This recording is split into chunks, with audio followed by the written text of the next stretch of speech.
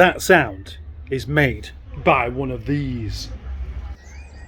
Air induction, basically. It's designed to allow more air to flow into the engine and therefore make it go a bit faster. The only thing is, it's not quite as simple as that. But this structure, the way this is designed to allow more air through. Your usual airbox strangles the engine of fuel. It's gasping for air. It wants more, but it can't have it because you're not allowing it. So having a device like that means it can flow more freely. But these look so stupid, don't they? And look at this. I've never seen one of these without a lot of gaffer tape around it to actually make it actually work. Plus they're expensive, and there's a simpler way around this. This is a standard airbox. There's the bottom, there's the top. The air filter is in between there, and the air gets sucked in through this hole via a pipe through the air filter into the throttle body where it gets set fire to. The cone basically does away with all of that and just has a filter straight into the throttle body. The conventional setup brings air from underneath the car where it's cold. With an induction, you're taking air from around the engine bay where it's warm, and oxygen has a habit of expanding in heat. Here is a diagram of an oxygen atom. There is a diagram of a nitrogen atom. As you can see, they're very, very similar. It's just the oxygen atom has one more electron per atom. The dots in this little picture here represent oxygen atoms. And this little picture shows many, many more oxygen atoms all crammed together because it's cold. And the effect of that is a higher burning temperature. So that means that the cold air will burn more efficiently.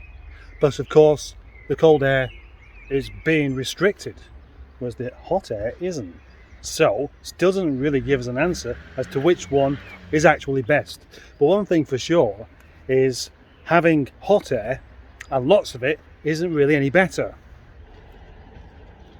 To my mind, having induction is probably the coolest thing you can do to your car. Bear with me. I'm just about to set off in traffic now.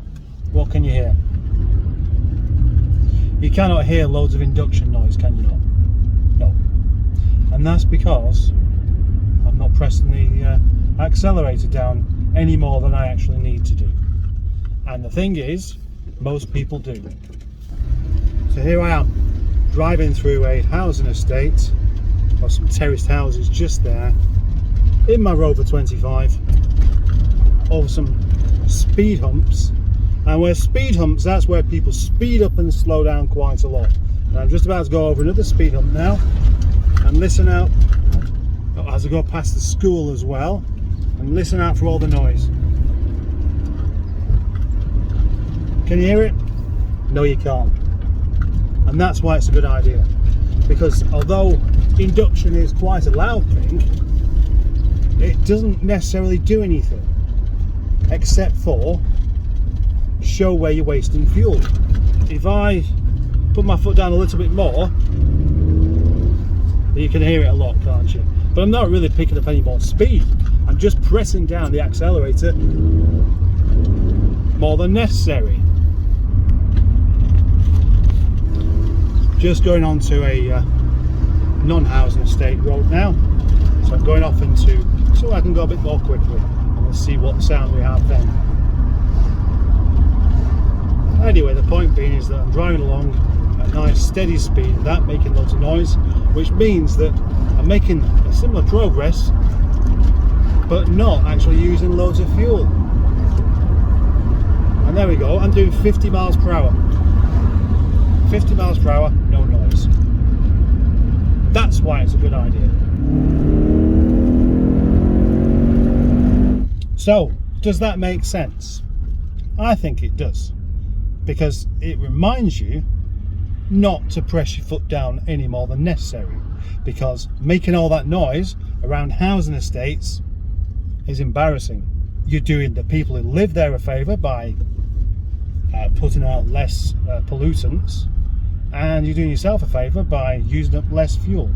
Plus, when you do put your foot down, because you've got the opportunity to do so, you get more noise, which reminds you and helps you understand that you're going fast, and that sometimes can be a good thing. Stops you from being complacent about how fast you're actually going.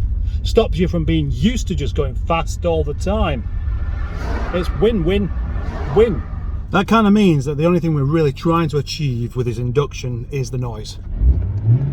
But we can achieve that sound with the old airbox by simply drilling loads of holes in the bottom of it.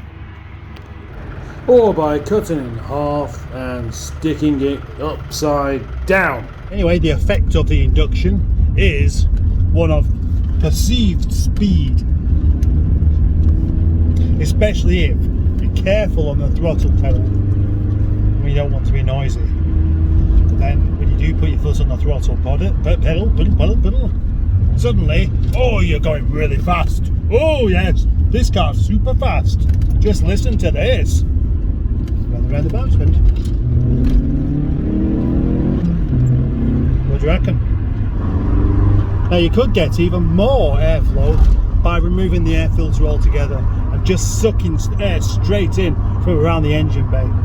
But that does have the slight problem of consuming sand and stuff like that. And the sand isn't combustible. Well, at least not in an engine it isn't anyway. So you really shouldn't do that, because it's just not good for the engine. And again, that sounds patronising.